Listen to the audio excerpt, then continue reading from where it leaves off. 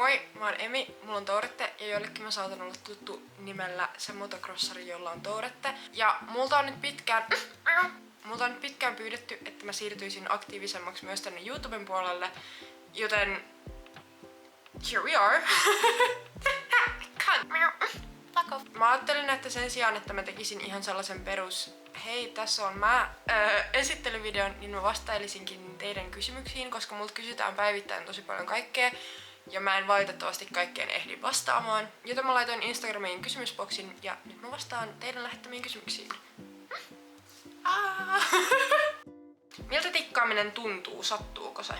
No tikkaaminen tavallaan ei tunnu miltään. Et joskus tikoireet tuntuu sellaiselta kihelmöinniltä tai sellaiselta paineelta, niin kuin mulla henkilökohtaisesti.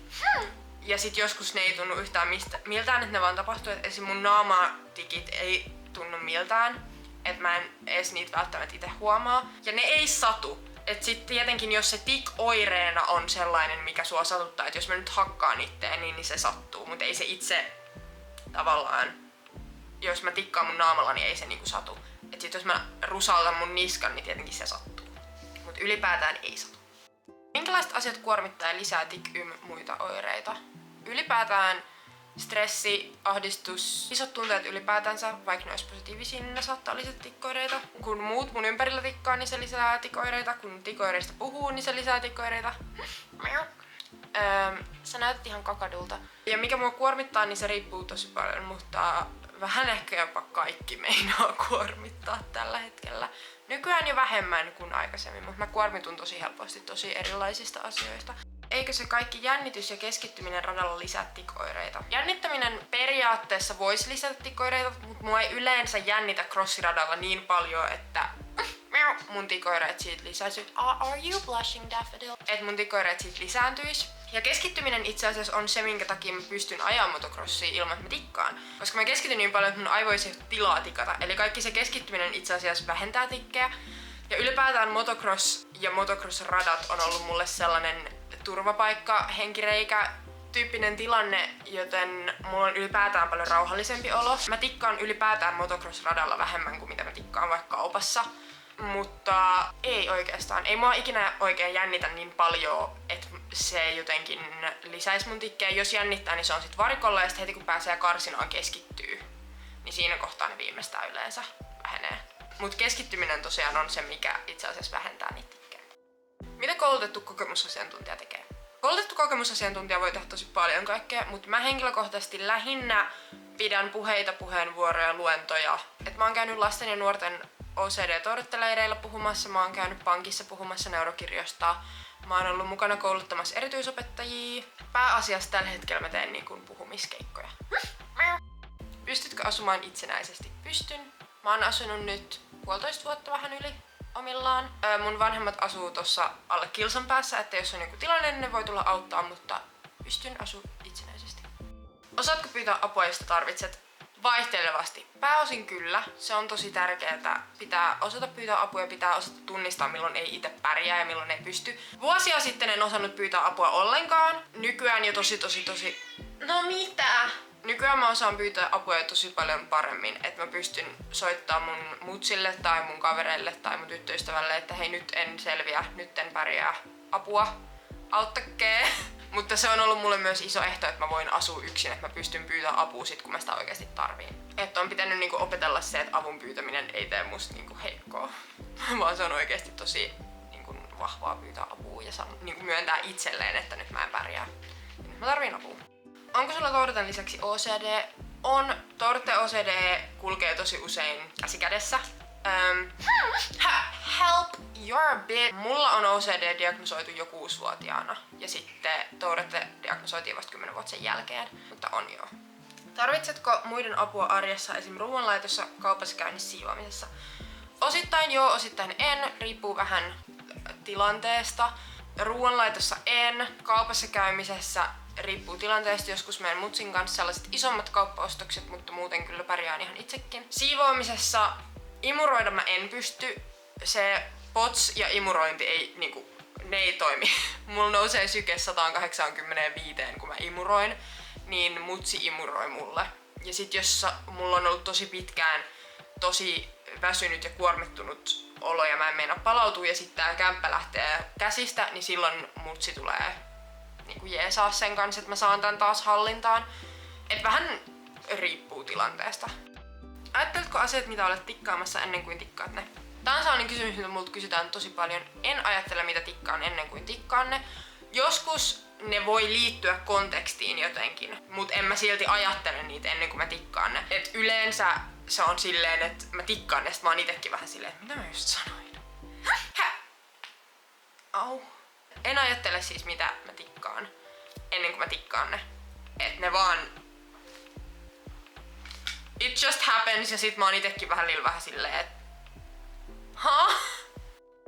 Onko sulla mitään apuvälineitä käytössä? Mulla on aktiivipyörätuoli, mulla on kävelykeppi. Ne on ehkä sellaiset selkeimmät apuvälineet. Mut sit mulle myös apuvälineitä on mun auringonkukkanauha, mulla on kommunikaatiokortteja, että jos mulla lähtee puhe. Ehkä ne on sellaiset niin kun pääapuvälineet, mitä mulla on käytössä. Mutta tosiaan oireet vaihtelee niin paljon, että välillä niitä ei pitkään aikaan tarvii ollenkaan sitä, eli niitä tarvii vähän enemmän. Ja se voi vaihdella päivän sisällä ja se voi viikoittain ja päivittäin ja... Joo, mutta on. Minkälainen on hyvä päivä? No silleen, hyvä päivä nyt tietenkin lisää kaikkea, että jos pääsee ajamaan tai jos näkee kavereita. Mutta siis ihan niinku perus se, että jalat toimii, ei oo hirveästi tik-oireita tai ainakaan mitään pahoja ja kivuliaita. Ja sit se, että ei oo ihan hirveästi kipuja. Et aina mua sattuu johonkin, mut hyvä päivä on sellainen, että sattuu mahdollisimman vähän. Et ei tarvi koko ajan ajatella sitä, että johonkin sattuu. Jos olisit eläin, mikä olisit ja miksi?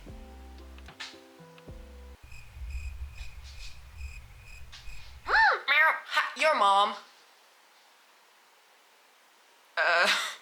Mä haluan sanoa pesukarhu. Mä en tiedä miksi se on mun lempieläin, mut en mä osaa perustella, että miksi mä oisin pesukarhu. Ehkä siksi, että ne on vähän sellaisia kaoottisia. En mä tiedä, ehkä pesukarhu. Ootko matkustellut Torten kanssa? Oon matkustellut aika paljonkin. Ei siinä oikeastaan ole mitään ihmeellistä. Pitää varautua vähän eri tavalla ja valmistautua vähän eri tavalla siihen matkaan, mutta ei siinä nyt silleen muuten mitään ihmeellistä ole. Miten toimit tikkeen kanssa esim. Lentokoneessa ja lentokentällä? No mulla on aina auringonkukkanauha. Your mom, I have bomb. Ja sitten mä täytän sellaisen medical-korttiasian aina sinne, niinku infox lentoemännille ja näin. Mä pyrin käyttää priority checkin, koska siellä on Finnairilla ainakin on se auringonkukka priority checkin. Niin mä käytän sitä, että mun ei tarvi jonottaa niin paljon. Ja sit just pyrin niin kun sanoa aina lentoemännille, että hei, et mulla on toivottu, että mä saatan sit huutaa vähän mitä sattuu, että... Mut joo, en mä nyt välttämättä silleen muuten hirveän eri tavalla ehkä toimi kuin muut. Mitä Twyla on tuonut sun elämään? Twyla on siis mun kissa. Hän on tuonut tosi paljon, hän on tuonut rakkautta ja ylipäätään sellainen niin kuin yksinäisyyden tunne on vähentynyt, koska mä joudun tosi paljon lepäämään ja toipumaan ja se on aika yksinäistä, niin nykyään jos mulla on hirveä kipupäivä ja mä makaan vaan sohvalla, niin mulla on joku, joka makaa mun kanssa. Ja onhan hän nyt tuonut paljon naurua ja sellaista ylimääräistä tekemistä ja sekoilua tähän niinku arkeen. Reagoiko Twyla tikkeihin? No siis ei. Voitko saada ajokortin? Tällä hetkellä en, koska mulla on toiminnallinen häiriö ja mulla on toiminnallisia kohtauksia ja lain silmissä sun pitää olla 6 kuukautta seizure free, että sä voit saada ajokortin. Että vaikka mun neurologit ja neuropsykiatrit ja kaikki muutkin lääkärit on sitä mieltä, että mä voin ajaa motocrossia, että mun kannattaa ajaa motocrossia, että se on mulle vaan hyväksi, niin todennäköisesti ajokorttia tällä hetkellä mä en sais. Mä voisin yrittää just näillä perusteilla, mutta en oo jaksanut. Ja sitten Tortenkin kanssa mun pitäisi kokeilla ihan jossain tasaisella isolla kentällä, että alanko mä vaan tikkaa ajaessa. Että olisiko se turvallista, että sitä pitäisi kokeilla. Periaatteessa lain silmissä tällä hetkellä niin en oo sit jaksanut ruveta säätämään.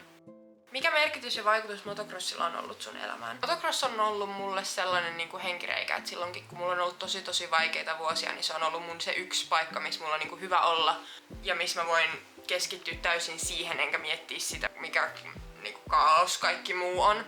Et se on ollut mulle sellainen siis niinku henkireikä ja turvapaikka ja sellainen, missä mä oon kokenut, että mä saan olla niinku hyvin oma itseni ja on se sitä edelleen. Ja sit onhan se nyt harrastuksenakin ihan sairaan siistiä. Ja sieltä on saanut myös tosi paljon kavereita.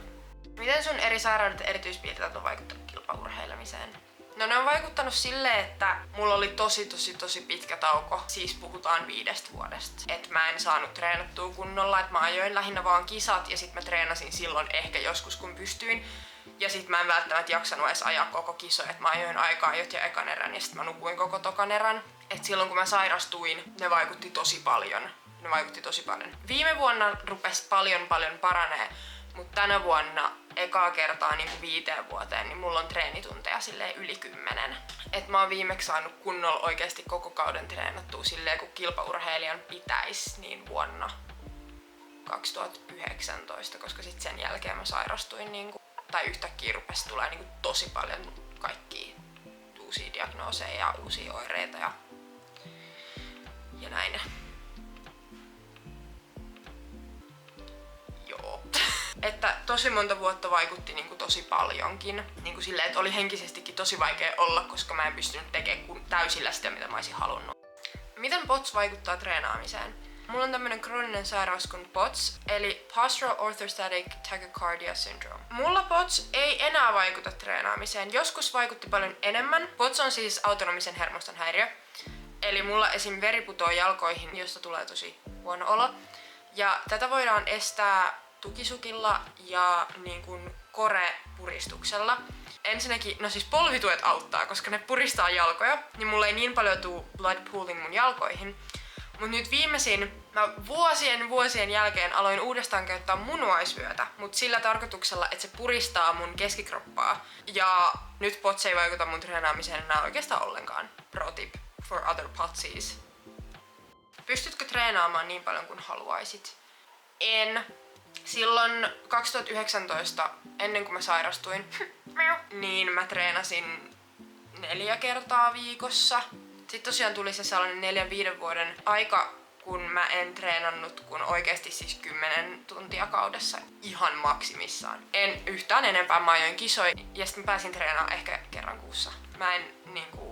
Mä en pystynyt treenaamaan, mulle oli kisoista toipuminen oli niin raskasta ja sitten mulla oli koulu samalla ja mä en toipunut siitä kouluskäynnistä, että sit jos mä menin kouluun, niin mä en mennyt treeneihin ja sit joskus mä skippasin koulupäivän ihan vaan sen takia, että mä pääsisin illalla treeneihin. Että mä väsyin niin pienestä niin helposti, että mä en vuosiin treenannut, kun sen siis ihan muutamia hassuja tunteja vuodessa. Nykyään paljon paremmin. Haluaisin pystyä treenaamaan vielä enemmän, mutta pikkuhiljaa koko ajan enemmän, että tällä hetkellä mä pyrin treenaamaan 2 kertaa viikossa. Usein se valitettavasti jää yhteen tällä hetkellä, varsinkin kisakaudella, koska kisoista toipuminen vie multa aika paljon. Mutta tällä hetkellä pystyn treenaamaan 2 kertaa viikossa. Et haluaisin pystyä treenaamaan paljon enemmän, mutta yritän olla myös tosi tyytyväinen siitä, että mä pystyn treenaamaan 2 kertaa viikossa enkä kerran kuussa, niin kuin silloin vielä pari vuotta sitten. Koetko, että joudut antaa armoa ajaessa sun sairauksien takia? Tällä hetkellä en koe, että joudun itse ajaessa, Tällä hetkellä ei tunnu siltä, että mä joudun ajaessa antamaan armoa, mutta kyllä musta usein tuntuu siltä, että mä annan ihmisille tavallaan etumatkaa sille, että mä en pysty treenaamaan niin paljon kuin ne treenaa. Vaikka mä haluisin, mutta mä en vaan pysty. Et se on sellainen, mikä mua ehkä harmittaa, mutta en mä itse ajotilanteessa koe, että mä joudun antaa armoa sairausten takia. Miten valmistaudut kisoihin? Ylipäätään varmaan aika samalla kuin kaikki muutkin, että tankkaa ja ihan näitä perusjuttuja. Mut mä valmistun kisoihin myös sillä, että mä lepään. Eli 2-3 päivää ennen kisoja. Mä en tee yhtään mitään. Mä en mene mihinkään, mä en näe kavereita, mä en siivoo, mä en tee mitään isoa ylimääräistä, mä en käy kaupassa. Mä oon vaan kotona ja pyrin siihen, että mä lepään ja kerään voimia, koska jos mä teen jotain tosi kuormittavaa, niin siinä on se riski, että sit mulla osuisi vaikka kisaviikonlopulle joku crash-päivä, että mä en pysty toimimaan tai että mulla on hirveästi kipuja. Joten mä valmistaudun kisoihin sillä, että mä lepään paljon. Ja myös sillä, että mä katon, että mulla on kisojen jälkeen tarpeeksi aikaa toipua niistä kisoista. Onko jotain, mitä pitää ottaa huomioon esim. Jaksamisen tai lääkityksen kanssa? No tosiaan aina kaikki pitää aikatauluttaa silleen, että ennen tekemistä, on aikaa levätä ja sitten sen jälkeen on aikaa palautua. Et sen verran pitää niin kun miettiä ja kaikki aina ennen kuin mä suostun mihinkään, niin mun pitää laskea se, että eihinkö mä levätä tarpeeksi, eihinkö mä levätä tarpeeksi paljon ennen sitä ja eihinkö mä palautu tarpeeksi sen jälkeen. Mut ei nyt jaksamisen kanssa välttämättä muuten tarvii. Lääkityksen kanssa sen verran, että mä oon tosi tarkka siitä, että mun lääkkeet ei saa väsyttää, ne ei saa olla kiellettyjä kilpaurheilussa tai urheilussa ylipäätänsä. Ja se on tehnyt musta hyvin vaikean potilaan välillä, koska mä oon tosi tarkka siitä, että kaikkien lääkkeiden pitää olla sallittuja, että mä en suostu ottaa vastaan mitään. No siis mitään, mikä ei ole sallittu tai mikä väsyttää tai mikä vaikeuttaa keskittymistä tai aiheuttaa niin kuin brain fog. Mä en ota vastaan mitään sellaista. Niin sen verran pitää aina niin kuin lääkkeiden kanssa pohtia ja sit se on ollut lääkäreillä välillä haastavaa. Häiritseekö tikit sun arkea? No siis joo ja ei. Sellaisena lievänä tikpäivänä niin ei ollenkaan, kun en mä niitä ite välttämättä edes huomaa. Et silloin ne häiritsee, jos ne on niin isoja, että ne estää mua niin kuin vaikka tekemästä jotain. Tai että mä en saa tehtyä ruokaa, koska mä heittelen kaikki jauhot ja kaikki ympäri ämpäri. Niin tietenkin ne silloin häiritsee. Mut sellaisena normipäivänä niin ei ne nyt silleen oikeastaan. Mistä sä saat kaiken sun voiman selvitä sun kaikista haasteista? No siis kun mä en oikein tiedä.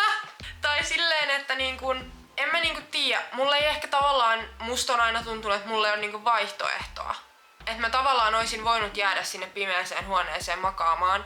Mut mä makasin siellä pimeässä huoneessa pari vuotta ja se oli niinku tosi tylsää ja masentavaa. Mä oon ehkä kokenut jotenkin silleen, että mulle ei vaan ole niinku vaihtoehtoa. Että mun on vaan niinku selvittävä ja mun on vaan jaksettava.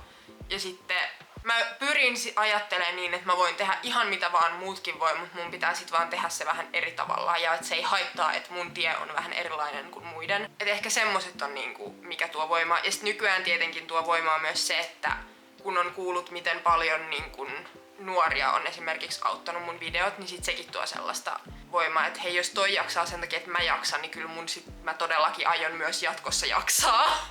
Koetko, että diagnoosien saamista on ollut apua? Kyllä siitä mulla on ollut apua. Se on auttanut ymmärtää itseään ja sitä, että ei ole mitään vikaa ja että oireille on niinku selitys. Koska mulla on ollut tosi pelottaviakin oireita, niin sitten se, että on saanut diagnoosin, niin on selittänyt sitä, että miksi näin on. Että mä en saa jatkuvia pieniä sydänkohtauksia, vaan mulla on POTS. Koska mun sydäntäkin tutkittiin siis 3-4 vuotta ennen kuin se POTS sieltä löytyi, niin se oli varsinkin tosi iso sellainen helpotus, ettei tarvi aina kun tulee niitä sydänoireita, niin pelästyä sitä, että nytkö tää oli niinku tässä. Mutta ylipäätään ne on mua auttanut tosi paljon niinku ymmärtää itseään. Ja sitten on helppoja myös sellaisia, että voi sanoa ihmisille, että hei mä teen näin, koska mulla on tää. Mitä toivoisit ihmisiltä, jotka sut kohtaa? Ehkä ylipäätään sellaista, mitä mä toivoisin, että ihmiset toimis, kun kohtaavat ihmisen. Vaan sellaista ymmärrystä ja kärsivällisyyttä. Ja sit ehkä jos vois vähentää sellaista kaduilla tuijottelua, koska sit kun mä tikkaan ja ihmiset tuijottaa mua, koska mä tikkaan, niin sit mä rupean ahistaa se, että ne tuijottaa mua. Sit mä tikkaan enemmän ja sit ne tuijottaa vielä vähän enemmän, niin sit se on vaan sellainen hirveä oravanpyörä. Niin ehkä semmonen, että sellainen kadulla tuijottelu loppuis. Millaisia tulevaisuuden suunnitelmia sulla on? Mä en ole ihan hirveästi viime vuosina pystynyt keskittyä siihen, että mitä mä haluun mun tulevaisuudelta, koska mä pyrin vaan selviytymään. Et ehkä tällä hetkellä mun niin kun, tulevaisuuden suunnitelmia on vaan niin kun, nauttia elämästä ja olemisesta ja pyrkiä elämään. Koska mä oon tosiaan sieltä vuodesta 2019 lähinnä vaan niin kun, selviytynyt ja yrittänyt selvitä. Niin ehkä tällä hetkellä se isoin niin kun, tulevaisuuden suunnitelma on vaan niin kun, elää, eikä vaan selviytyä. Toivottavasti sait jotain vastauksia sun kysymyksiin ja ehkä opit jotain uuttakin. Mä yritän tosiaan ruveta nyt aktiivisemmaksi täällä YouTuben puolella. Aika jännittävää. Help! Help! Help! Joten tykkää tästä videosta ja laita mun kanava tilaukseen ja nähdään ensi videossa. Heippa! Hello! Help! Oh my god.